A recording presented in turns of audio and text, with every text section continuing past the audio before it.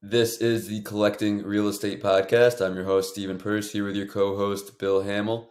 I'm so much more comfortable collecting real estate than I am collecting other stuff. This is the Collecting Real Estate Podcast. I'm your host, Stephen Purse, here as always with your co-host, Bill Hamill. This morning we interviewed Jose Segura with Wealth Advisory Group. Jose is a real estate investor as well as a financial advisor and planner.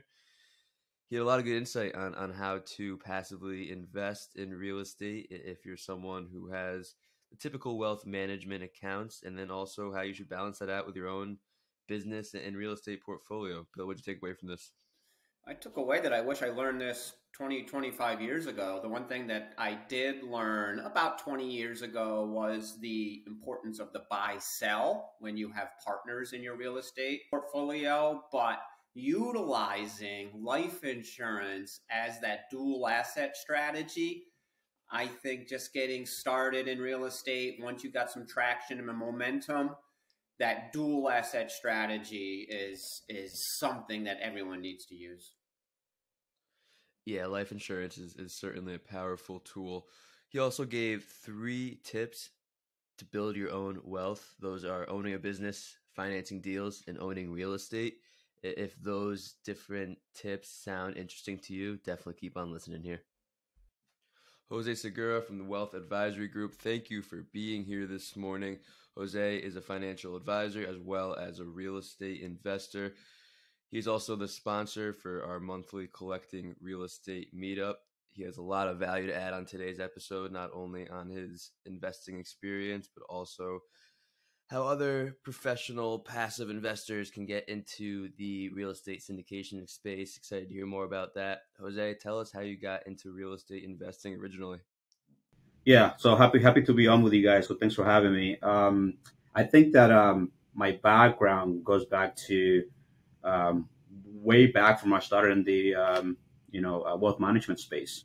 I always been interested on finding ways to produce better value for my family. Always wanted to figure out how money really works. And as I developed and grew in the space in financial management, one of the things that I realize and that I often teach people is that wealth is created in 3 ways. Okay. One is that you have to own a business, right? Or operating business. 2 is that you have to be able to be in a position to finance deals. Okay. And 3, which is the reason why we're here, is that you have to own real estate. Okay. That's how we create true wealth. And in some cases, multi-generational wealth. So to me, that's always been interesting. I've been a student of the game for so long. And when I talk to clients and even in my own portfolios, right, the CDs, the money markets, the 401ks, the life insurance, stocks and bonds, the way that I look at those things as I, come to understand them is just a way to park money over time and beat inflation. Okay. So since I understand exactly how wealth should be created, I've been studying exactly how to leverage the things that we've been doing to be able to position myself into building real estate. So that's been a big interest of mine ever since day one. So over the years, I just become more and more engaged on how I build my portfolios of clients' portfolios as well. Excellent, Jose. I appreciate that. And yes, I've got to mention once again, we should definitely air this before Thursday because he's going to be presenting at our meetup Thursday, December 1 at 7 p.m. at Toro Cantina on Wolf Road. So we really appreciate the partnership that we've created with each other. And you're here because you can do so much with real estate investors, with what you do is life insurance and some of the other asset classes that can be utilized with real estate investing. The funny thing is, after you just spoke, people consider real estate investing as this alternate investment. And you're a licensed SEC financial advisor. Mm-hmm. And so many firms, brokers, are reluctant to allow you to take one vehicle into the next. But we all know, you just said it, that real estate is key for anybody's portfolio. So discuss some of those challenges that you may have advising some of your clients into real estate, but you have to be so careful based on your license. Yeah, definitely provide some challenges. And I think the challenges, because I do enjoy real estate so much and I love to create value add for people. I think the challenges in our space comes from something that's called selling away. Okay. Where, as an advisor, I'm not supposed to bring anyone to a deal. Okay. Because if something goes wrong, then I'm putting our broker dealer in harm's way, essentially. Okay. Or I should not be involved as a general partner, on a deal that I'm bringing existing clients into that deal, right? Essentially for the same reasons. So that presents some challenges because, I enjoy the real estate so much, and that we see so many opportunities to perhaps put clients in a better position. Makes sense. Jose, here's my biggest question. Someone who's been working for 20, 25, 30 years, they have an IRA self-directed that they've built up. They're interested in passively investing in syndications. What's that route they can take? I feel like there's a lot of uncertainty in the syndication space. Can someone with an IRA invest as an LP, and what does that look like? Yeah. So I number one, I think that whoever is trying to consider self-directed IRAs, which are popular, has to find a third party who specializes in handling self-directed IRAs. Okay, and the reason for that is that many advisors will not be able to handle those type of self-directed IRAs because they are very unregulated. Okay, so there are a few brokers out there who do specialize on that, and because of the compliance around that, you really want to find someone who can guide you properly. Because to the IRS eyes, right, it's really hard to track exactly what you and I would do with those funds that comes from real estate. So that's step number one, is find someone who can really, really help you guide and set those up. Okay. Number two, I think that what you need to know is that any cash flow that you produce from real estate when you establish a self-directed IRA, has to go back into the IRA, right? You cannot take any of those cash flows and redirect them for anything else, which is part of the challenge of tracking and keeping things in compliance, because obviously some people are just not honest around what they do with that money, right? So I think that there is too much to lose for people who do not follow the rules around how to use self-directed IRAs. Now, they can be viable products and viable vehicles for people who really want to build substantial amount of capital inside IRAs, who then will be tax deferred for some time in the future. Okay, so there's value there if you do it properly, right? And as opposed to you only being able to fund, $6,000 a year or $7,500 a year into an IRA, depending on how old you are, right? There's a substantial amount of more cash that can go into an IRA through how those channels are set up. So that custodian or intermediary is so key to be able to transfer those IRA funds into that real estate deal because it's so unregulated. My thought is, as you accumulate an IRA over the years, but we know that we can only invest $7,000 per year. If that real estate investment performs very, very well, is that a way, knowing that the real estate cash flow has to go back into the IRA, is that a way to be able to invest more than that $7,000 maximum per year? Yes, absolutely. Okay, so yes, that allows you, because now, so think about it this way, what you're doing is you have an actual asset inside the IRA. Okay. So if you just have stocks, if you just have, regular stocks and bonds, right, whatever return you produce out of those assets is what you get to keep inside the IRA. So that gets tax deferred. Okay. So there's no difference, right? So if you have an actual asset that is producing, 10% return, and that 10% return happens to be $20,000 a year, right? That's the return of the asset inside the IRA, right? So you get to keep all those returns. Okay. So that is the form of contribution, is the return that you are obtaining from the investment that you put inside the IRA. That makes Yeah, it makes sense. sense. That's a great reason why you should use an IRA to invest in real estate, because you're maxed out at that $7,000 a year. You incorporate real estate investing in your IRA, and you can really compound that growth much quicker. Exactly. Exactly. Absolutely. Yeah, it seems like a great way to make that account grow quickly. Jose, this is a collecting real estate show. You mentioned having a couple properties of your own. Tell us more about your own investing experience. Yeah. So right now I own around 36 doors, combined probably around 14 different properties. There's a lot of good lessons and hard lessons learned, and I had a lot of conversations with Bill in the past.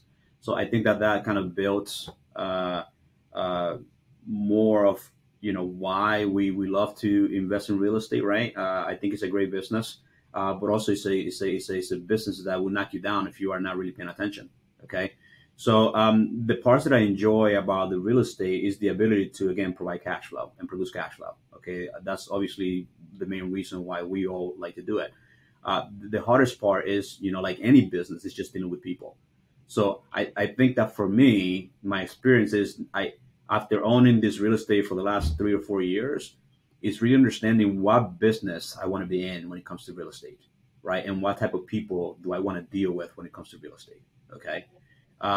So right now I'm in the process, and Bill knows this, of selling the portfolio that I have, and the idea is that I want to, graduate to do some more higher end stuff to some extent, and so I'm looking forward to that right now. Okay, but it's been a interesting learning experience over the last 4 years. Dealing with people. You're not talking about tenants, are you, Jose? You're not talking about you Albany, know, are my, you? my, my lovely. Oh, absolutely. I'm talking about Albany. I think that the experience of, I think most tenants, for the most part, are fine. Is that 5 to 10% of tenants that you have to learn how to deal with, and decide whether you want to deal with some of those tenants, right?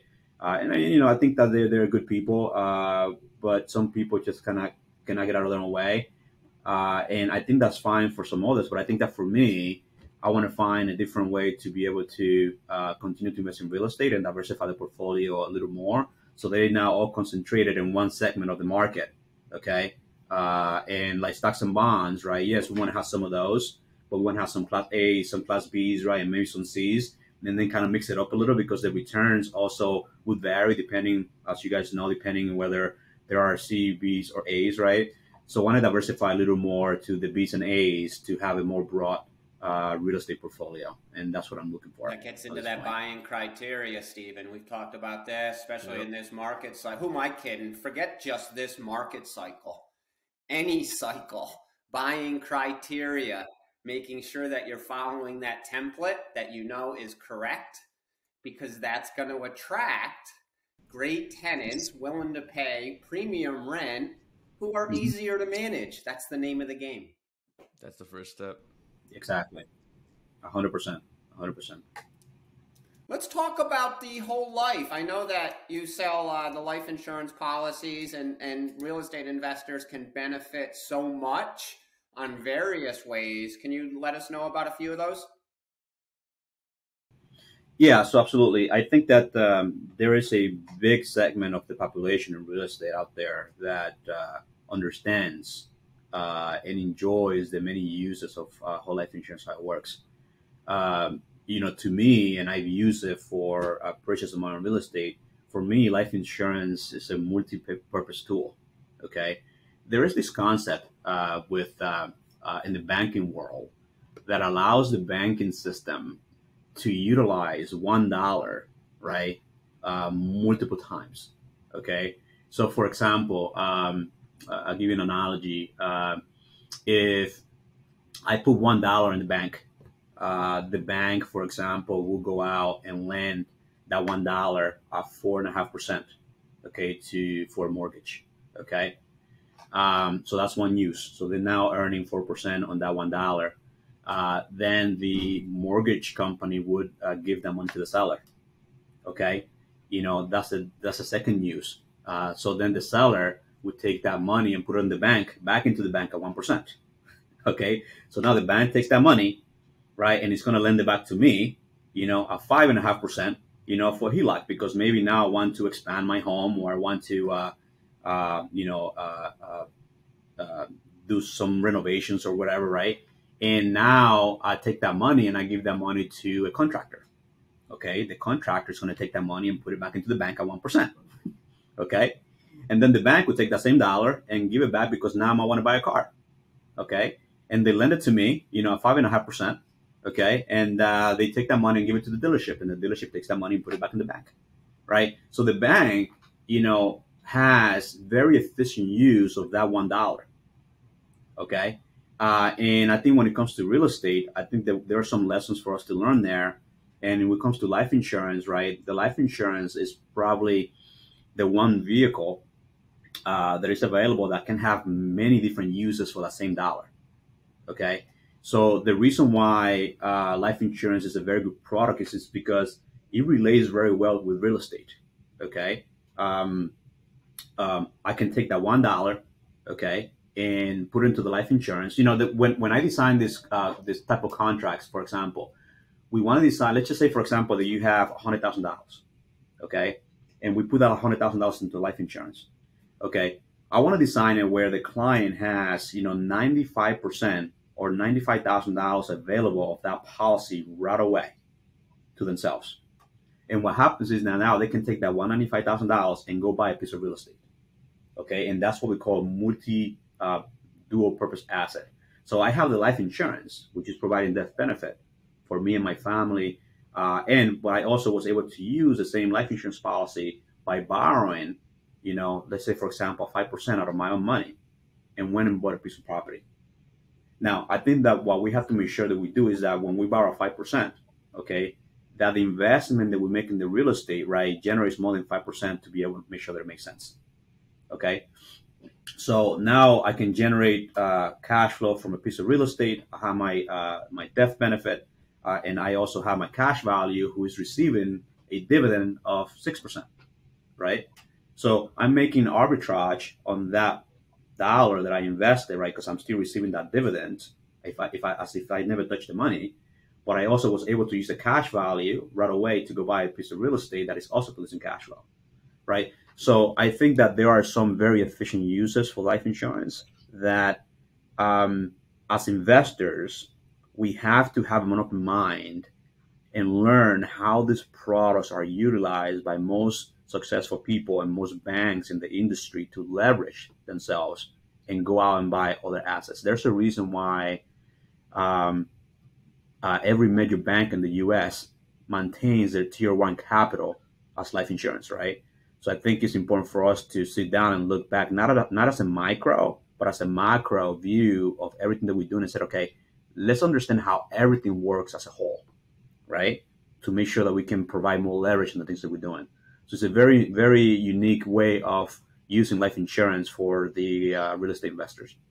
Okay, but life insurance on its own can be a broad category. For myself, I'm 26, starting to build a real estate portfolio. What would you suggest? Whole life, term life? Give some more insight on that.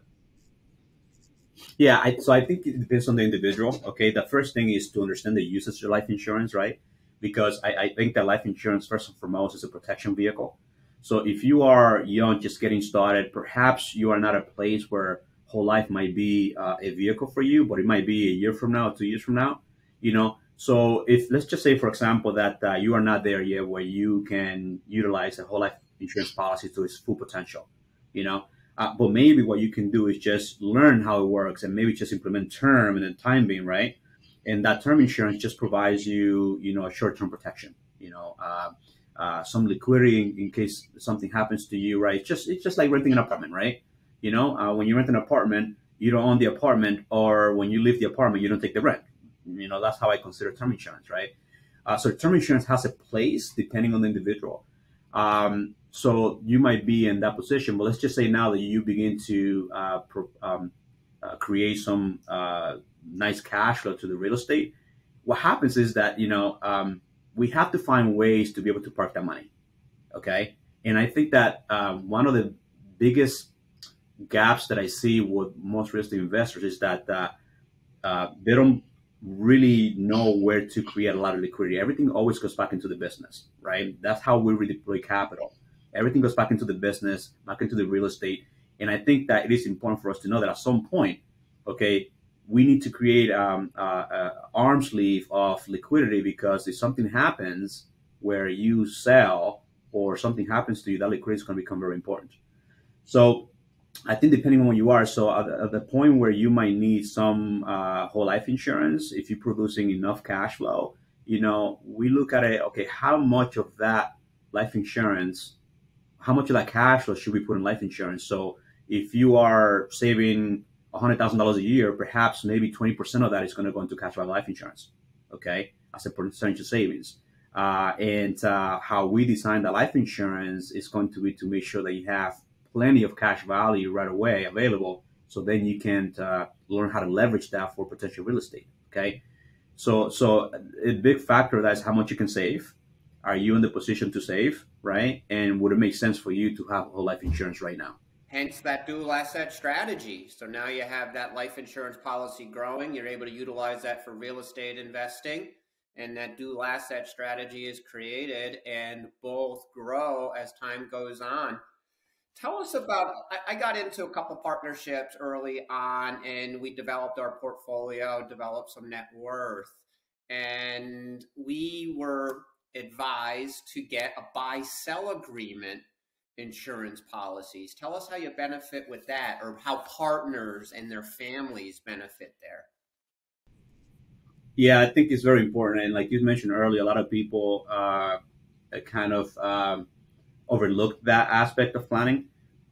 I think anytime you are in partnership with somebody, I think you need to have a written agreement as to how your shares are going to be handled in the event that something happens to you.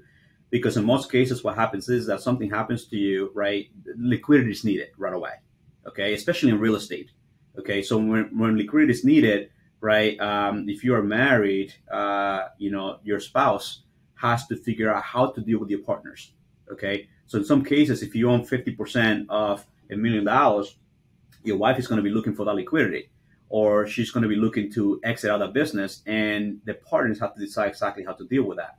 So in some cases, the partners are not in a position to be able to liquidate 50% of a real estate portfolio just because your wife wants to be out and doesn't want to be in partnership with those guys, right? Or in some cases, those guys do not want to be in partnership with your spouse, but they are forced to be able to share 50% of the business via cash flow with your wife, right? So I think that by setting up a bachelor agreement, the bachelor agreement, what it does is that provides an instant valuation for the business, right? But how we fund it is very important. Okay, how we fund it is with life insurance. So the life insurance is the most cost-effective way to provide instant liquidity. That now something happens to you, okay? Your partner owns, the value of the life insurance, okay? The life insurance liquidity goes back into your partner, and your partner has enough money in place right now to be able to buy your spouse's interest out. So now she's out, and he owns 100% of the business. She walks away with the cash, right? And there's more of a clean slate, or a clean break, if you would. So I think it's very important that we understand exactly how to set that up, have the right relationship with the right attorneys, and understand that liquidity is extremely important, especially in real estate. When it comes to partnerships, it's a very good tool to make sure that we have in place. So when you're setting up that buy-sell, can we mix up different insurance policies? One partner gets whole life, the other partner gets term. Are we able to do what's good for each partnership, but getting that same result with that buy-sell? Yeah, we can get the same result for sure. I think that the primary thing that we're looking for is for the death benefit. Okay, now we have to take a few things into consideration: the age of the partners, right? The premiums that can be afforded. One partner might just want to pay for a term policy on you, okay? And if that partner just wants to pay for a term policy, because remember, the partner owns the policy, right? So he won't be able to really build any cash value, right? But if he understands how that cash value can be utilized, maybe now he wants to have that policy be a whole life policy, because he has access to the usage of that cash value, right? That provides just another avenue to providing more liquidity, more leverage, not during your death, but during your lifetime. Okay, so it's a few things. Yes, you can use it for buy sell. The use of the cash value is completely different than the use for the death benefit. Okay, so it all depends on what the partners want to do.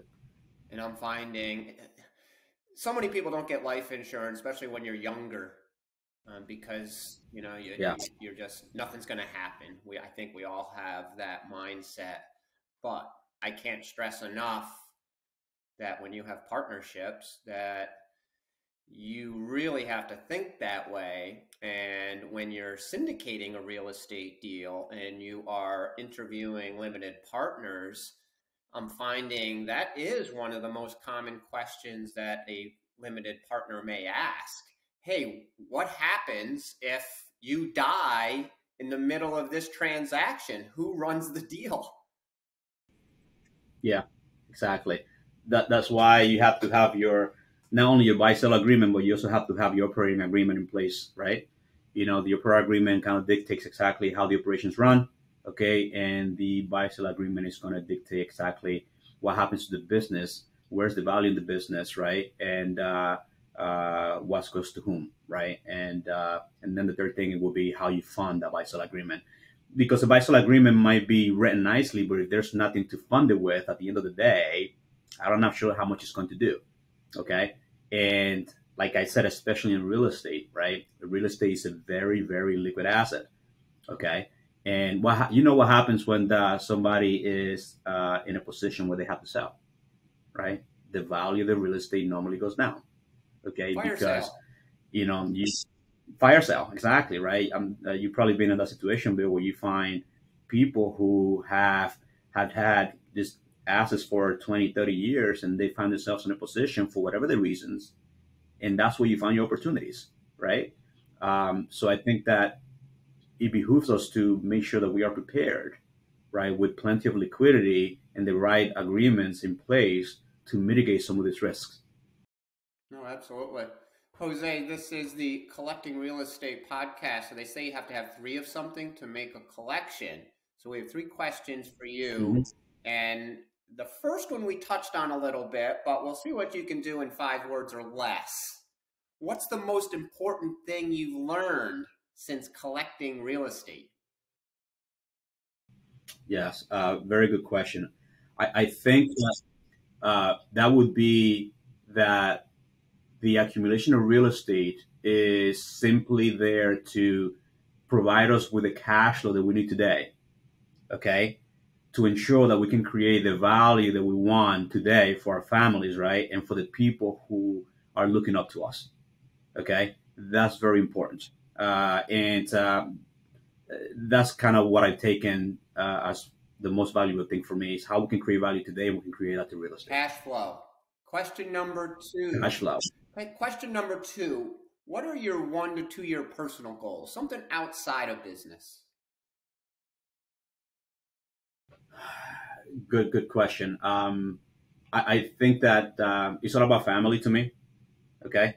It's all about family, which is, I think, why real estate is so important. So I want to make sure that my family continues to receive the value, right, of what I can provide, make sure that they don't have to worry about things. So I want to continue to strengthen,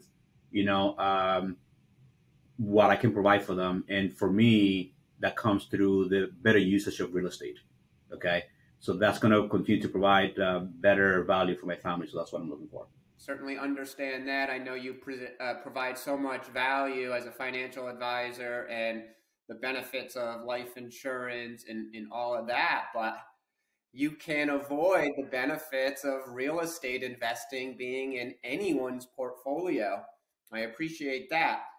Number 3, how can we and the listeners assist you, and how do we contact you? People need to know how to contact you because there's so much value that you can provide to any of our audience investing in real estate. Yeah, absolutely. So people can just call me. My cell phone is fine. I have a business cell phone, which is 518-221-4832. They can also contact me on my email, which is Jose _ My last name Segura, Segura at wagllc.com. That's wagllc.com. And yeah, I think that anybody who is looking to be educated, okay, who wants to expand their thinking, who wants to learn how to protect their assets, who, whether you are in real estate or not, or trying to get into real estate, I think it's important for us to understand exactly how the macro picture really works, and not be pigeonholed into one thing. I don't think that you want to be in a position where it's just all about real estate, which is, I think is a great tool, but I don't think you also want to be in a position which is all about, the other vehicles that most traditional folks use, which is the stocks and bonds and 401ks, right? I think that you need a broader perspective, a broad education on the topic to make sure that you are properly balanced and understand how everything works and orchestrate together is extremely important. Well, people have always preached diversification, but what I'm getting out of this and what I believe in going forward is that dual asset strategy along with asset protection is seriously significant to anybody's portfolio. Jose, thank you very much for being on the Collecting Real Estate, and we will see you Thursday for your presentation at Toro Cantina. Thanks again. Looking forward to it. Thanks for having me, guys.